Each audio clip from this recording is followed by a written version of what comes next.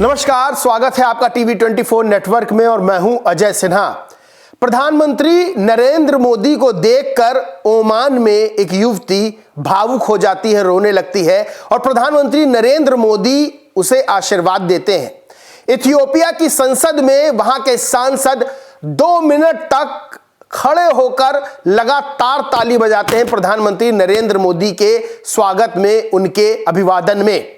सोचिए, प्रधानमंत्री नरेंद्र मोदी जो भारत के प्रधानमंत्री हैं, दूसरे देश की संसद में जाते हैं तो वहां के सांसद खड़े होकर तालियां बजाते हैं।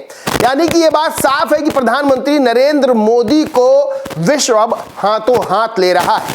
तो वहीं दूसरी ओर भारत में प्रधानमंत्री नरेंद्र मोदी के लिए संसद में वोट चोर गद्दी छोड़ जैसे नारे लगते हैं। बड़ी सोचने वाली बात है कि जो प्रधानमंत्री इस वक्त वैश्विक पटल पर छा रहा है, जो नेता जाता है विदेशी धरती पर तो वहां की युवती भावुक होकर रोने लगती है, आशीर्वाद लेती है प्रधानमंत्री नरेंद्र मोदी से, तो वहीं भारत में प्रधानमंत्री नरेंद्र मोदी का विपक्ष विरोध करता है, वोट चोर कहता है, गद्दी छोड़ कहता है।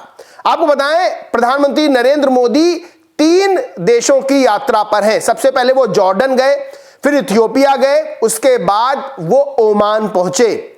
आपको पता होगा कि जब वो जॉर्डन गए तब जॉर्डन के जो क्राउन प्रिंस हैं वो खुद प्रधानमंत्री नरेंद्र मोदी को अपनी गाड़ी में बैठा के खुद ड्राइव करते हैं। वहीं इथियोपिया का सबसे बड़ा सम्मान प्रधानमंत्री नरेंद्र मोदी को दिया जाता है। इथियोपिया में जब प्रधानमंत्री इथियोपिया की धरती पर उतरते हैं तो वहां के बच्चे स्वागत करते हैं। वहां प्रधानमंत्री नरेंद्र मोदी के लिए जो डिनर आयोजित किया जाता है उसमें वंदे मातरम गुनगुनाया जाता है। इथियोपिया में प्रधानमंत्री नरेंद्र मोदी के लिए वहां के जो सांसद हैं वो संसद भवन में खड़े होकर 2 मिनट तक ताली बजाते हैं।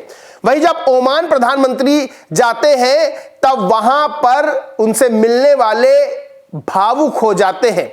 युवती बकायदा रोने लगती है भावुक होकर, प्रधानमंत्री नरेंद्र मोदी आशीर्वाद देते हैं। जब ये सब चीजें होती हैं तो पता चलता है कि भारत के प्रधानमंत्री का कद कितना बड़ा है दूसरे देशों में या वैश्विक पटल पर। सीधे तौर पर प्रधानमंत्री नरेंद्र मोदी भी काफी खुश नजर आए अपने स्वागत को लेकर। इथियोपिया के जो प्रमुख हैं उन्होंने भी खुद गाड़ी ड्राइव की प्रधानमंत्री नरेंद्र मोदी को बैठाकर। पीएम का जो स्वागत हुआ, जो संसद भवन में इथियोपिया के 1 मिनट 22 सेकंड तक तालियां बजी हैं। प्रधानमंत्री नरेंद्र मोदी ने क्या कहा, मैं देश के दिल में लोकतंत्र के इस मंदिर में पुरानी समझ और आधुनिक उम्मीदों के साथ आकर सम्मानित महसूस कर रहा हूं। मैं आपकी संसद, आपके लोगों और आपकी लोकतांत्रिक यात्रा के गहरे सम्मान के साथ आपके पास आया हूं।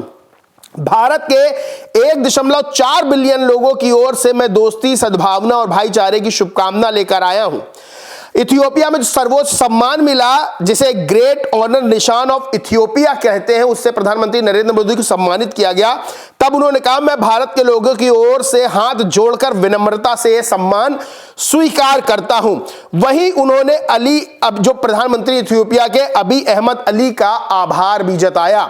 इससे पहले जॉर्डन में जब प्रधानमंत्री नरेंद्र मोदी जॉर्डन गए तो जॉर्डन में खुद जो क्राउन प्रिंस है अल हुसैन बिन अब्दुल्ला द्वितीय, उन्होंने खुद गाड़ी ड्राइव की। प्रधानमंत्री नरेंद्र मोदी को गाड़ी में बैठाया, खुद गाड़ी ड्राइव की और सीधे पहुंचे म्यूजियम। अब आपको बताएं, जो क्राउन प्रिंस हैं वो पैगंबर मोहम्मद के 42वीं पीढ़ी के प्रत्यक्ष वंशज हैं।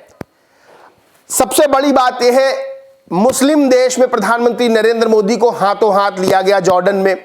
इथियोपिया की अगर बात करें तो इथियोपिया में लगभग 35% मुस्लिम जनसंख्या, यानी कि लगभग 47 मिलियन वहां मुस्लिम हैं और वहां के सांसद जो मुस्लिम हैं, सबने खड़े होकर प्रधानमंत्री नरेंद्र मोदी को जो है तालियों से बजाकर उनका स्वागत किया। ओमान जैसे देश में जब प्रधानमंत्री नरेंद्र मोदी जाते हैं, जहां बड़ी मुस्लिम पॉपुलेशन है, तो वहां युवती प्रधानमंत्री नरेंद्र मोदी को देखकर भावुक हो जाती है, अपने आंसू नहीं रोक पाती है। वहीं विपक्ष लगातार प्रधानमंत्री नरेंद्र मोदी को संसद में घेरने का काम करता है। विदेशी संसद में प्रधानमंत्री नरेंद्र मोदी के लिए वहां के सांसद खड़े होते हैं, लेकिन यहां सांसद जो है विपक्ष के प्रधानमंत्री नरेंद्र मोदी का विरोध करते हैं।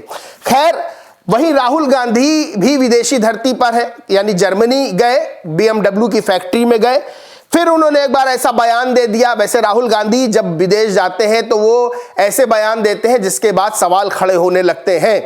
वो भारत में कोई कमी होती है तो उसको विदेशी धरती पर जाके बताते हैं। सवाल ये खड़ा होता है कि अगर भारत में किसी भी चीज की उनको कमी नजर आती है तो वो भारत की धरती में बताएं।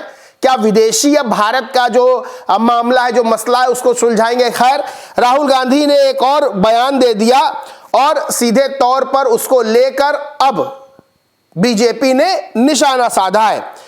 दरअसल संसद चल रही है और राहुल गांधी जर्मनी पहुंचे हुए हैं। वहां म्यूनिख में BMW फैक्ट्री में पहुंचे, वहां उन्होंने मैन्युफैक्चरिंग देखी और उन्होंने वहां की मैन्युफैक्चरिंग की तारीफ की। अच्छी बात है, तारीफ की, लेकिन सवाल ये खड़े होने लगे कि उन्होंने कहा कि उन्हें दुख है कि इंडिया में मैन्युफैक्चरिंग खराब है। यानी सोचिए कि विदेशी धरती पर जाकर सीधे तौर पर वो यहां भारत की कथित तौर पर बुराई करते हैं। अब बीजेपी ने निशाना साधा और कहा है कि राहुल गांधी बार बार जब विदेशी धरती पर जाते हैं तो भारत की बुराई क्यों करते हैं? क्या उनको सिर्फ भारत में कमियां नजर आती हैं? कभी भारत में लोकतंत्र को लेकर वो सवाल खड़े करते हैं, कभी यहां की मैन्युफैक्चरिंग को लेकर सवाल खड़े करते हैं। तो बीजेपी के निशाने पर राहुल गांधी पूरी तरह से फिर आ गए हैं और इससे पहले भी जब जब वो विदेश गए तब इस तरह के बयान उन्होंने दिए हैं, जिसके बाद भारत में राजनीतिक रूप से हंगामा मचा है। खैर, प्रधानमंत्री नरेंद्र मोदी का जहां विदेशों में डंका बज रहा है तो वहीं राहुल गांधी का बयान अब फिर से घेरे में आ गया है। इस पूरे मामले पर आप क्या सोचते, क्या मानते, कमेंट करके जरूर बताएं। वीडियो अच्छा लगा तो लाइक करें, शेयर करें और चैनल को सब्सक्राइब नहीं किया तो सब्सक्राइब करके बेल आइकन जरूर दबा लें। धन्यवाद।